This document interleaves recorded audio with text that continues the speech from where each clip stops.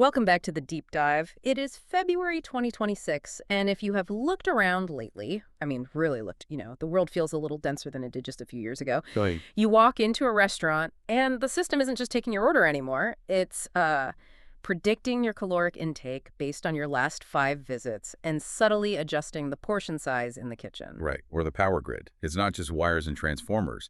It's this living, breathing organism that's balancing loads in real time using algorithms no single human could possibly calculate in a lifetime. It's ubiquitous. Completely. It's become the invisible utility. It's running all the background processes of civilization at this point. Exactly. And for most people, that's fine. It's just life now. But for the people listening to this, the cybersecurity professionals, the risk managers, the folks responsible for keeping the lights on, that invisible utility is a massive throbbing migraine. That's a good way to put it. Because when everything is connected and driven by these non-deterministic models, the attack surface doesn't just grow. It mutates. Mutates is the perfect word. I mean, we're not defending static castles with moats anymore. We're trying to secure a shapeshifter. A shapeshifter. Yeah. The walls move, the doors change their own locks, and the guards, the AI agents themselves, might occasionally hallucinate an intruder that isn't even there. Or worse, miss one that is. Which is precisely why today we're doing something a little bit different. We're not just, chatting about the news. We're treating this deep dive like a masterclass. Okay. We have a document right here on the table that literally just closed its public comment period on January 30th. It is, and I don't think this is an exaggeration, arguably the most critical piece of compliance literature of the year. Really is. We are talking about the NIST Cybersecurity Framework Profile for Artificial Intelligence. Specifically, the initial preliminary draft. That's NIST IR 8596, which dropped back in December of 2025. This is the one. This is the document everyone in the industry has been waiting for. We've had the NIST CSF 2.0 for a bit. That's sort of the Bible of security. A foundation. And we've had the AI risk management framework, which is great. Right. But there was this huge canyon between them. Right. You had the security guys over here speaking one language, firewalls, encryption, access control, and the data scientists over there speaking a totally different, one weights, biases, training loss. This document, this is the bridge. This is the Rosetta Stone. So here's our mission for today. We are going to walk you, the learner, through this document, section by section, topic by topic. We're going to strip away the government speak and find the tactical realities. Get to the so what. Exactly. We want to figure out how you can actually manage AI risk without losing your mind. And the document gives us 3 really distinct lenses to do that: secure, defend, and thwart. And those 3 words, they are your North Stars for this entire deep dive. Secure, defend, thwart. They completely reshape how we apply the classic cybersecurity functions. If you're taking notes, you need to write those 3 down. Okay, so let's unpack this. Before we get into the nitty-gritty of the controls, the governance, the protection, the detection, we have to set the stage with these focus areas. They define them right up front in section 2.1. So let's break them down. Number 1, secure. Right. So secure is effectively securing AI system components. Think of this as the foundational hygiene. It's managing all the challenges of bringing AI into your house, into your organization. Oh, heck, bringing it in. And the nuance here, the thing that trips people up, is that an AI system isn't just, binary executable you install from a disk. Right. It's not just a model file. You can't just scan the .x with an antivirus and call it a day. Not even close. It's an entire ecosystem. It's the data it was trained on. Where did that come from? It's the infrastructure it runs on. I mean, those hot, power-hungry GPU racks. Yeah. It's the entire supply chain of libraries and open source code that fed into it. So if you only secure the model itself, you've left the back door, the side window, and the basement wide open. The analogy that came to my mind when I was reading this, it's like hiring a new, incredibly high-level, very powerful executive. Okay, I like that. Go on. You don't just give them a laptop and a key card and say, good luck. You do a background check. That's the data provenance, right? You secure their office. You control who has access. That's the infrastructure security. You monitor who they talk to, what data they're accessing. It's the whole package. That tracks perfectly. And in this secure bucket, we're looking at specific threats like availability poisoning, an attack designed to make the system crash or become useless. Or confidentiality leakage. Exactly. Yeah. Where the model accidentally spits out trade secrets or PII because, whoops, it was trained on them and never taught not to share. So secure is all about locking down the asset itself so it works as intended and doesn't become a liability. Okay, that makes sense. But then the document shifts gears. We move to focus area 2, defend. Right. Conducting AI-enabled cyber defense. Now, this is the part that usually gets the budget approved. The fun part. The fun part. Yeah. This isn't about protecting the AI anymore. This is about using the AI to fight back. This is the optimistic lens. It is. I mean, Yeah. think about it. We are drowning in data. A typical security operations center sees millions, sometimes billions of events a day. Humans can't process that. It's impossible. It's just noise. It's just noise. Yes. Defend is all about leveraging the speed and pattern recognition of the machine to defend the entire enterprise. It's using AI to spot those weird, faint patterns in logs that a human analyst would miss every time.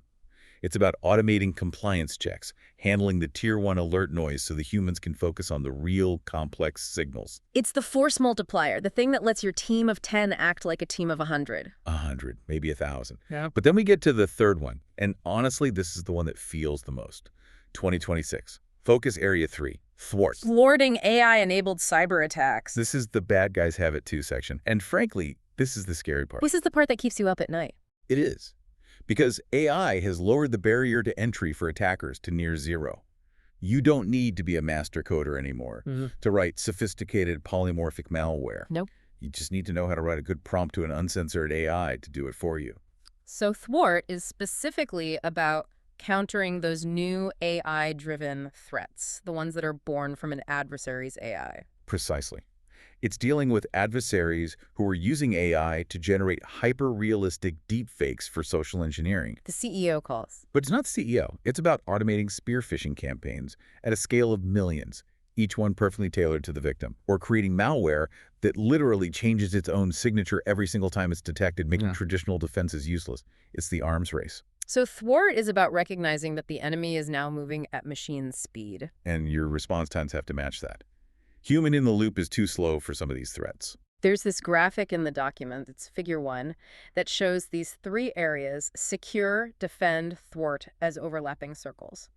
And it makes so much sense when you think about it. I mean, you can't really defend using an AI if that AI itself isn't secured first. Of course not. If your defensive AI, your guard dog, has been poisoned or compromised, you're not defending anything. You're just automating your own demise. It's letting the fox guard the henhouse.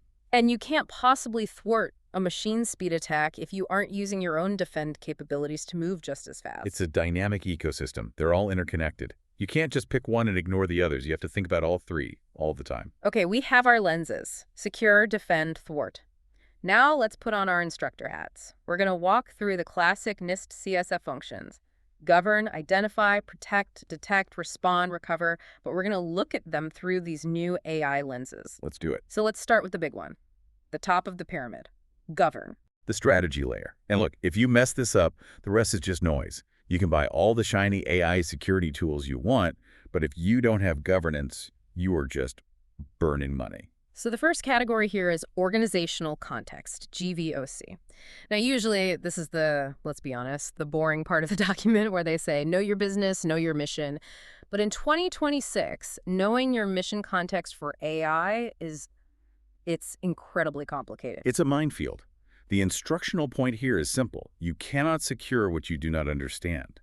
But look at the legal frameworks around AI. They're changing constantly. We're seeing new copyright laws about what data you can and can't use for training. Every other month. Every other month. We have new privacy regulations about inference data. So not the training data, but the data the AI is actively thinking about. If you don't understand the legal and regulatory context of your AI, you're building your entire strategy on quicksand. And this is where that defend opportunity comes in, right? The document actually suggests using AI to help with this governance problem. Yes, which is a fascinating idea. Imagine an AI that reads all your internal policy documents.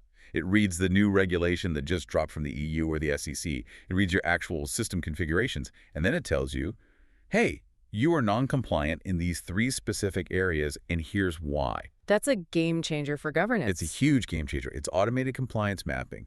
It turns what used to be a 6-month human-led audit process into a continuous daily check. But here's what I want to pause and really dig in because this next part is critical. Let's look at risk management strategy, GVRM.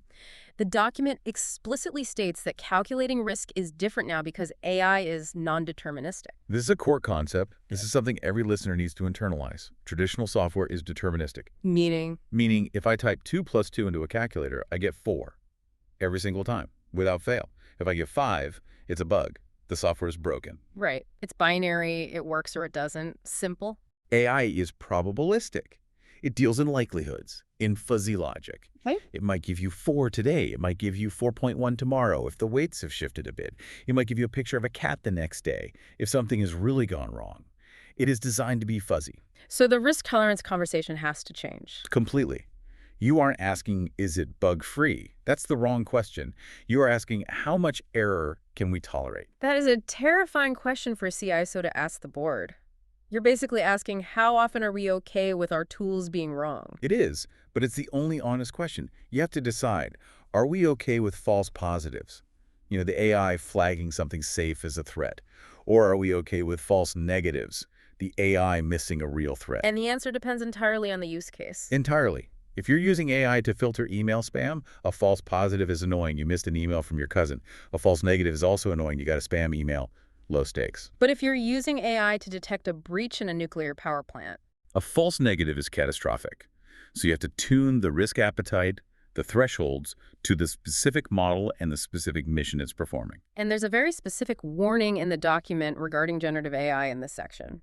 It essentially says, and I'm paraphrasing here, do not let the robot grade its own homework.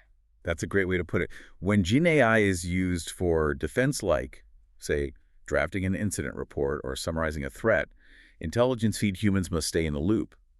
The document is very, very clear on this. You have to be there to catch the hallucinations. Because the AI might just make something up to fill a gap in its knowledge. And in an incident report, a hallucination isn't just a funny mistake. It's a critical error that could lead your response team down a completely wrong path. You cannot let the AI govern itself completely.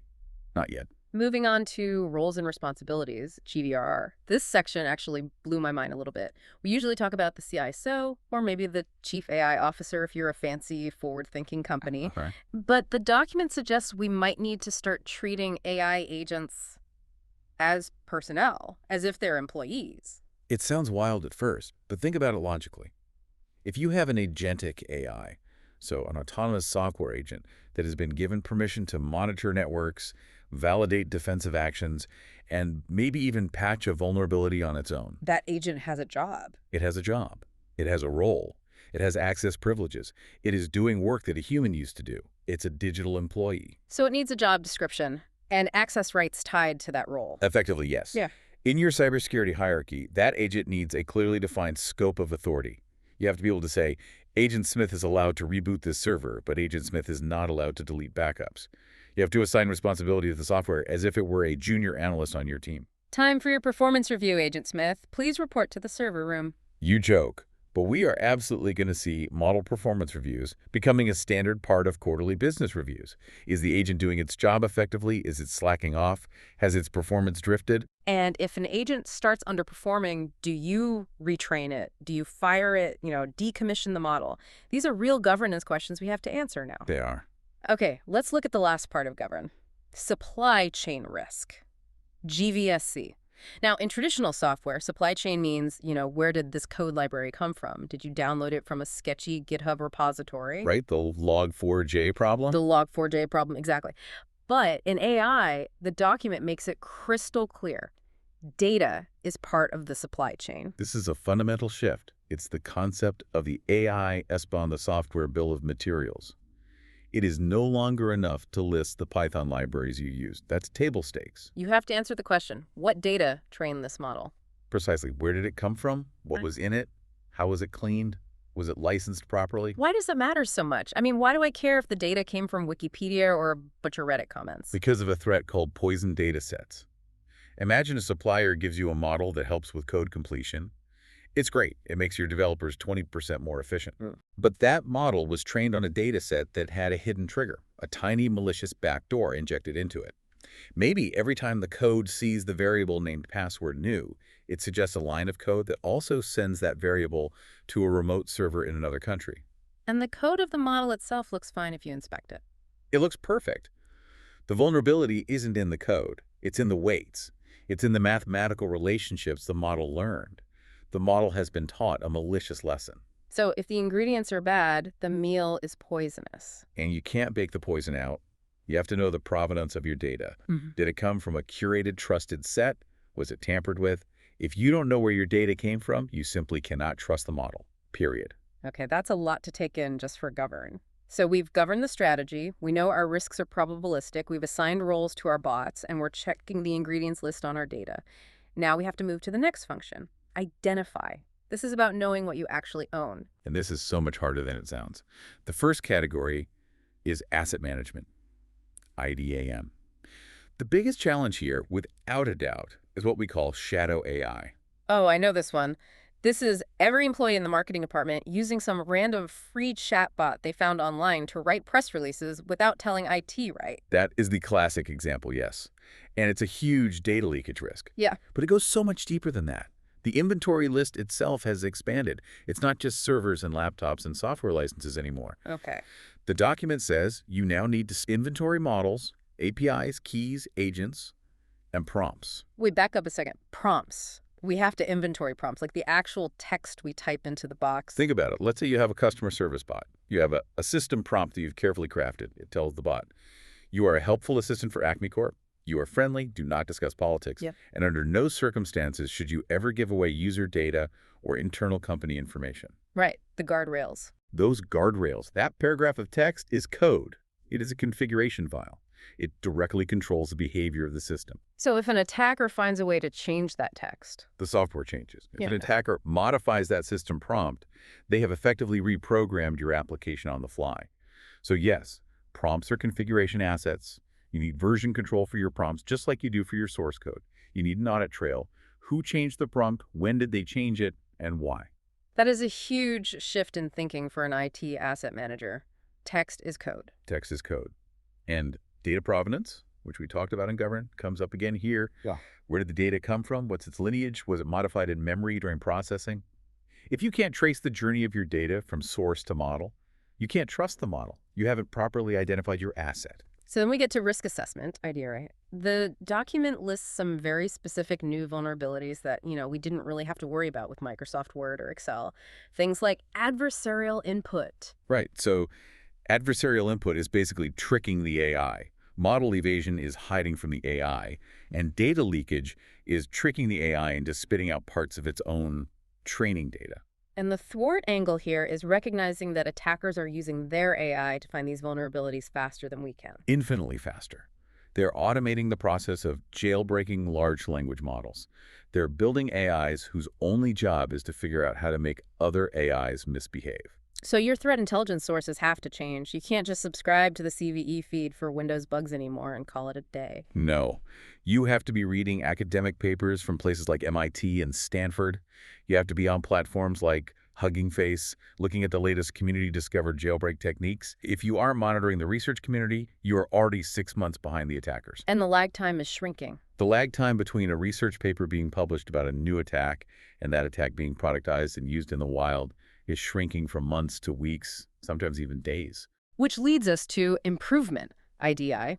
How do you even measure success in this new world? It's not just uptime or patches applied anymore. No, the metrics are different. We're talking about precision, recall, and drift rates. Drift. There's that word again. We're going to hear that a lot today, aren't we? We are. And in the context of improvement, it means setting up robust feedback loops.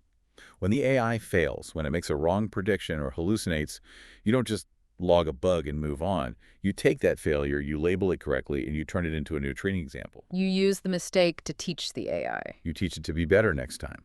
It's continuous improvement at the model level, not just the code level. You are, in effect, parenting the AI. You're correcting its behavior over time so it gets smarter and more reliable. Okay, so we've identified what we have and we've assessed the risks. Now we have to actually lock it down. We're moving into part 4, protect.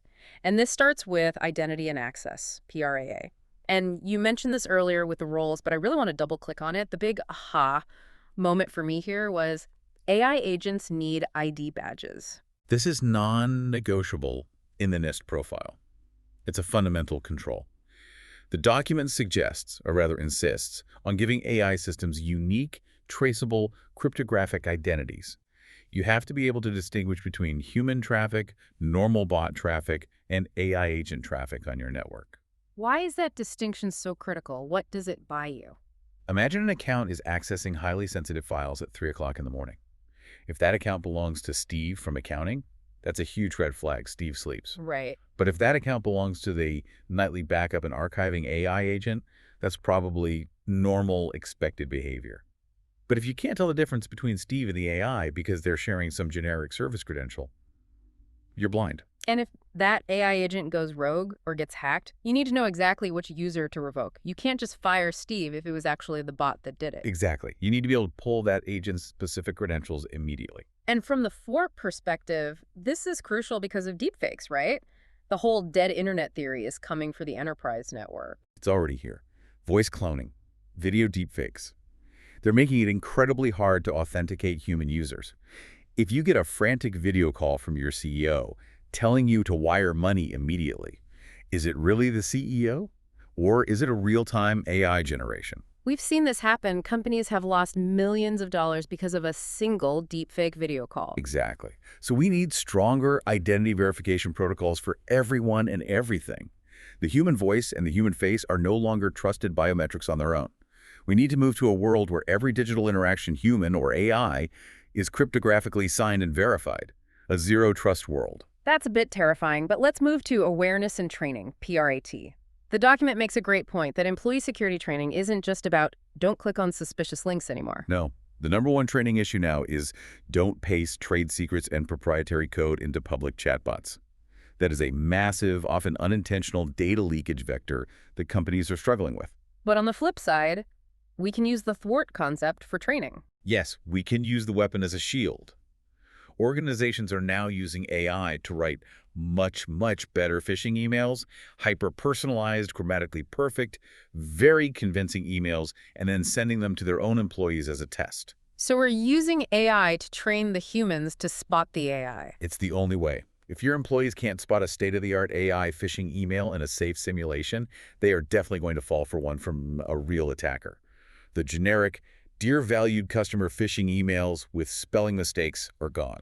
Now it's, hey Mike, just following up on that project we talked about on Tuesday's call, and it was created by an AI that scanned your LinkedIn profile and public calendar. Okay, now, data security, PRDS. We've talked about data poisoning in the supply chain, but the document brings up protecting inference data and data in use.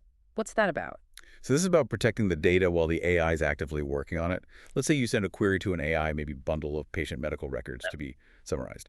For the model to process that data, it has to be decrypted.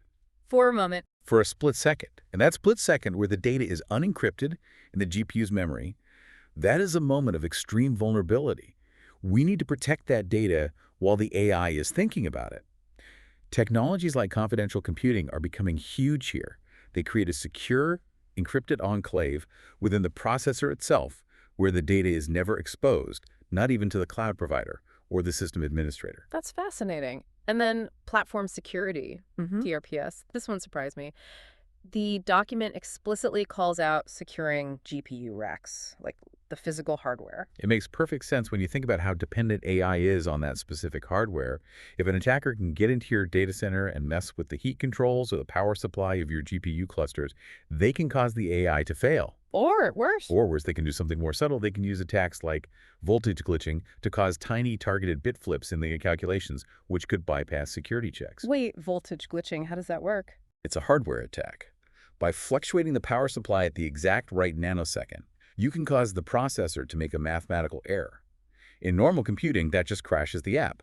In AI, that single math error might cause the model to misclassify a threat, to see a piece of malware as a harmless file. So physical security is cybersecurity in the AI world.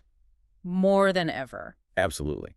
And finally, for protect secure development. This isn't just about code review anymore. It's adversarial testing. You have to try to break your own AI before you deploy it. It's mandatory. You need a red team that is specifically focused on AI Their job is to throw prompt injections at it, to try to confuse it, to try to make it say racist or violent things, to try to get it to leak data. If you don't do that internal testing, I promise you someone else will do it for you in production, and they'll post the results on social media You have to assume an adversarial posture against your own system. before anyone else does. Okay, we've locked it down, but let's be realistic. Protection fails. It always does, eventually, so we need to know when it happens. This brings us to part 5. Detect. And detection is a really tricky, really different challenge with AI. In continuous monitoring, DECM, you're not just looking for malware signatures or weird network traffic anymore. You are looking for that word again, model drift. So define drift for us in this context. Is it just the model getting old and stale? It's more about the relationship between the model and the real world. Drift happens when the AI starts behaving differently, when its performance degrades, not because the code changed, but because the world changed, or the input data it's seeing has changed. Give me an example. Sure. Let's say you trained a fraud detection model on transaction data from 2024. Now it's 2026, and scammers have developed brand new tactics, new ways of stealing money that didn't exist 2 years ago. Your model, which was brilliant in 2024, is now going to start missing things. Its accuracy will drift downwards. It's degrading in silence. There's not a crash. It's not an alert. It's a slow fade into incompetence. Exactly. And you have to monitor for that degradation statistically. You need dashboards that show you not just, is the service up, but is the model still smart? Is it still accurate? And on the defend side, this is where AI can really shine, right? Finding that needle in the haystack of logs. Yes. We generate terabytes of log data. A human cannot read it all. An AI can sift through those millions of events, find the one weird correlation between a login from a strange location and a small data exfiltration, and flag it for a human to investigate. But at the same time, we also have to monitor for adversarial inputs. We need to see if someone is sending strange, malformed questions to our chatbot specifically designed to confuse it. That's a prompt injection attack, and it leaves a specific kind of signature in the logs if you know what to look for. Then we have adverse event analysis, DEAE. The instructional point here seems to be about distinguishing between a simple bug and a deliberate attack. Which is harder than it sounds. In traditional software, if the app crashes, it's usually a bug. In AI, if the model gives a bizarre wrong answer, is it just hallucinating randomly? Or is someone carefully feeding it adversarial noise to force it to give that wrong answer? How do you tell the difference? It's about setting thresholds. It's a new art form. You might set a rule, it says. If the model's confidence score in its own answers drops below 60% for 5 consecutive queries, that's not random. That's suspicious. That triggers an alert for a human to look at. And under thwarting, the document talks about using AI to detect AI-generated content, like using our AI to spot their AI. Exactly. Spotting deepfake patterns in network traffic or communications. Deepfakes, both audio and video, often have tiny digital artifacts, microscopic inconsistencies in the file structure or the audio frequency that a human can't see or hear, but another AI, trained for that purpose, can detect. We're setting up AI sentries to watch for AI intruders. It's machine-watching machine. So the red light is flashing. The sentry has spotted something. We are officially in crisis mode. This is part 6, RSpond. And we start with incident management, RSMA. The document has a great suggestion here, using AI to help draft initial incident reports and summarize what happened. Speed is absolutely key in a response. But wait, we talked about this exact risk back in governance. The danger here is the hallucination problem. It's a huge danger, double-edged sword. If your AI incident responder hallucinates and says the breach originated from IP address X, and your team immediately blocks IP address X, but the breach actually came from IP address Y. You've just blocked a legitimate service and left the real door wide open for the attacker. Precisely. This is why the document is clear. Human verification is mandatory in the response phase. You can use the AI to gather and summarize the data at machine speed, but a human has to be the one to sanity check it and pull the trigger on the response action. And the document mentions creating new categories for incidents. Data poisoning is now a specific incident category with its own response plan. It has to be. You need a dedicated playbook for it. If you have a data poisoning incident, you can't just patch it like a normal bug. The response is completely different. You have to find the bad data, remove it from the training set, and retrain the model. That's a forensic nightmare. It's like trying to find the one bad oyster in a giant stew that's already been cooked.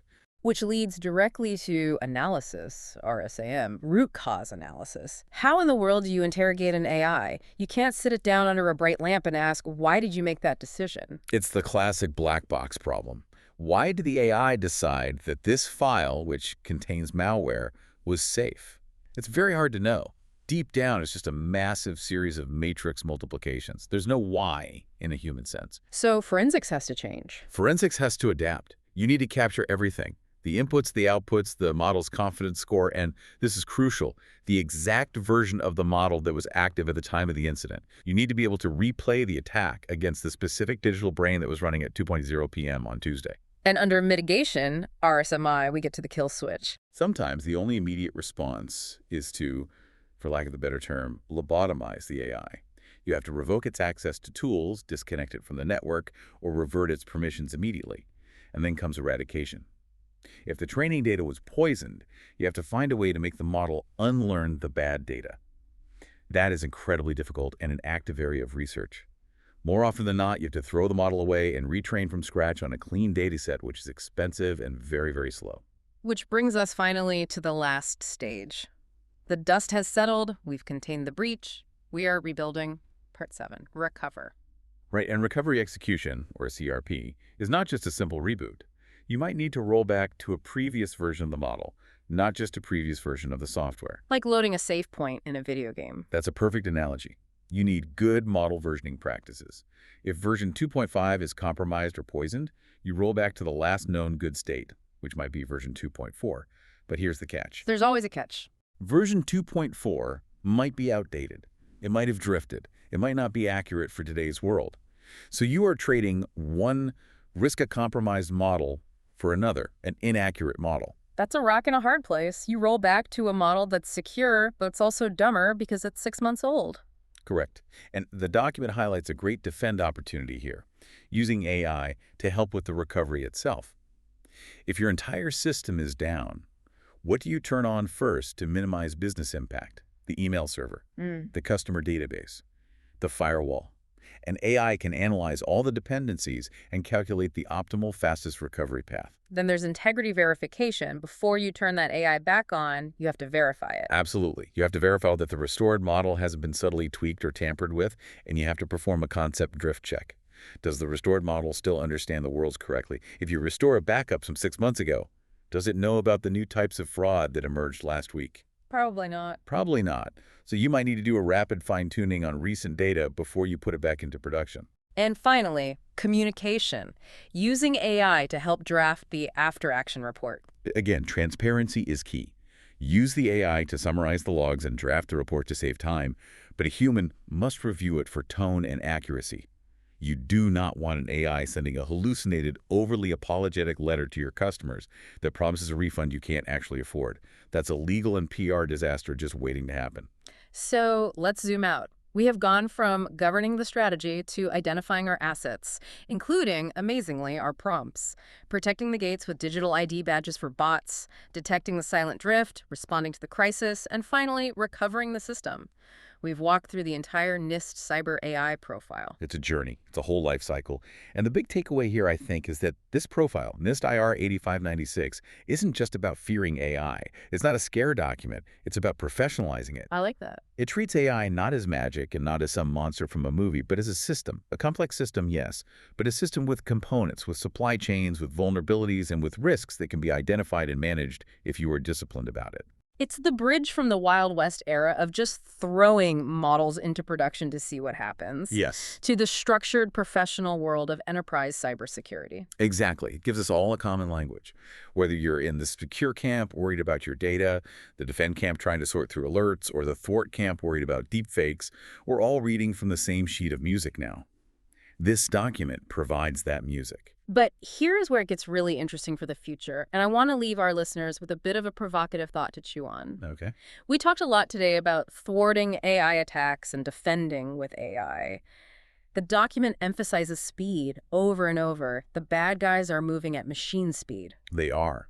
They can iterate attacks, find new vulnerabilities, and launch campaigns faster than any human can type or think. So we're rapidly approaching a point, or maybe we're already there, where human speed cybersecurity is obsolete. We simply cannot type fast enough or click fast enough to stop a sophisticated AI agent. So are we building a future where our entire defense is entirely dependent on the quality of our AI agents fighting their AI agents? I think that's a logical conclusion. We are moving toward algorithmic warfare in the cybersecurity domain. It is bot versus bot, fighting at network speed. And if that is the case, who watches the watchers? If our defense is a complex AI and their offense is a complex AI, where does the human sit in that loop? Or do we just sit back and watch the scoreboard hoping our bot wins? That is the billion-dollar question for the next decade. And I think that's why the governance function, the very first one we talked about, remains the most important. We have to set the rules of engagement, the ethical guardrails, and the kill switches before the machines start fighting on their own. Because once that fight starts, it might be moving too fast for us to ever intervene. A fascinating and slightly chilling place to stop. So, to the learner listening right now, take a look at your own organization. Do you know where all your AI is? Do you know who is governing it? And maybe most importantly, does your bot have an ID badge? Check the badge. Thanks for listening to this deep dive into the NIST Cyber AI profile. We will catch you on the next one. Stay secure.